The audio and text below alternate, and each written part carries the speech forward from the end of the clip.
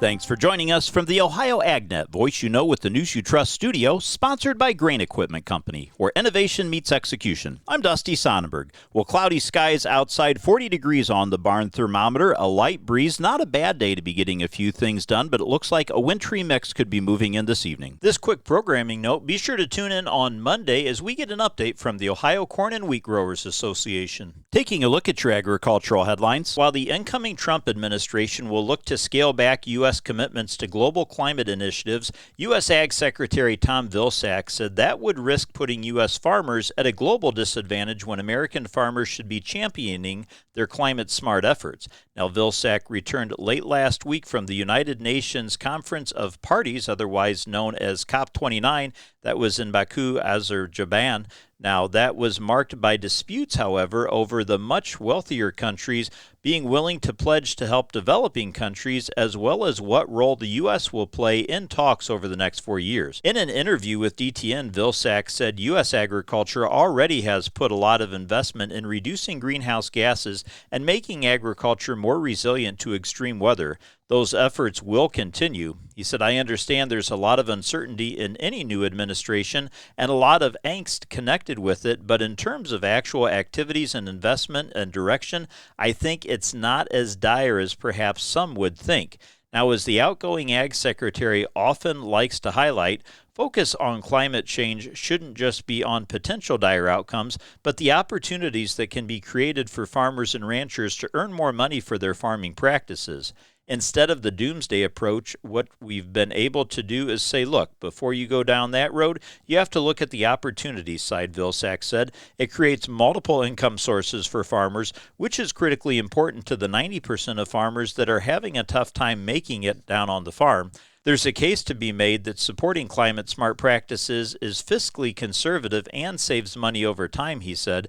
Practices such as no-till farming and planting cover crops help improve the resiliency of that farm. You won't, he said, at the end of the day have the same level of disaster that you could have had, which means less disaster assistance. You won't have had quite the crop loss that you would have had from the droughts of any size because your soil is healthier and more resilient, so you have less potential crop insurance payments, and you've got the additional opportunity of more income coming into farms, which may lessen the need for that kind of support system that keeps these farms afloat when they have difficult prices because of a surplus commodities on the market, the Secretary said. Well, let's take a look now at that Wednesday weather forecast as we go into the Thanksgiving holiday, brought to us by Seed Consultants. Simply better performance, online at seedconsultants.com. Clouds increasing today, and we're going to be dealing with moisture overnight tonight and tomorrow. I'm Chief Meteorologist Ryan Martin with a look at your Ohio Ag weather update. Low pressure continues to work through the Missouri Valley. It's headed towards us, and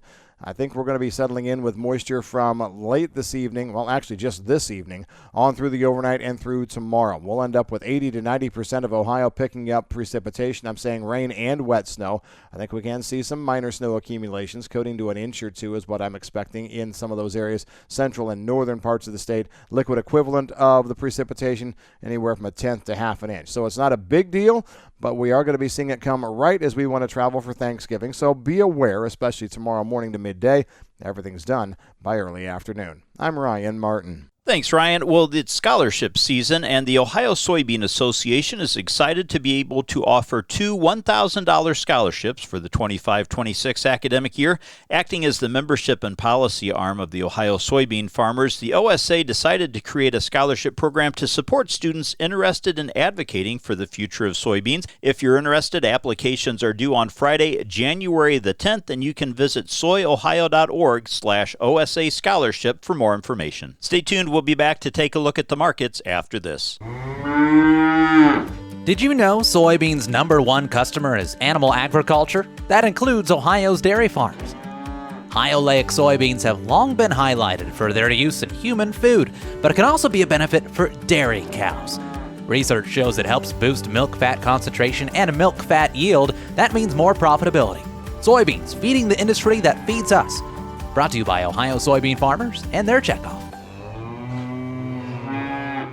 Let's get an analysis on today's markets from Leist Mercantile. This update brought to us by Brandt, helping growers take control for over 70 years. I'm Ryan Metzger with Leist Mercantile, providing your midweek fundamentals. Yesterday, the market was completely focused on Trump's Truth Social post that reaffirms his plan to slap tariffs on all of our largest trading partners. He claims that on day one, he'll place a 25% tariff on both Canada and Mexico, as well as an additional 10% on China. Mexico is our number one corn buyer, so expect to see a drop-off in corn demand as Mexico's president has already responded, saying that they could levy their own tariffs back on the U.S. The last time Trump was in office, he levied tariffs on China that ignited a trade war, and as a result, the U.S. lost their largest soybean buyer, who now prioritizes Brazil soy over the U.S. Please visit our website, leistmercantile.com, to learn more about our grain marketing program and crop insurance services. Thanks, Ryan. Let's take a look at those markets brought to us by Seed Consultants. Simply better performance online at seedconsultants.com. December corn is trading up 3/4 of a penny at 4.20 3/4 cents. January beans are up 6.5 cents at $9.90, and wheat for December down 2.5 cents at $5.37. Thanks for joining us. You're listening to the Ohio AgNet.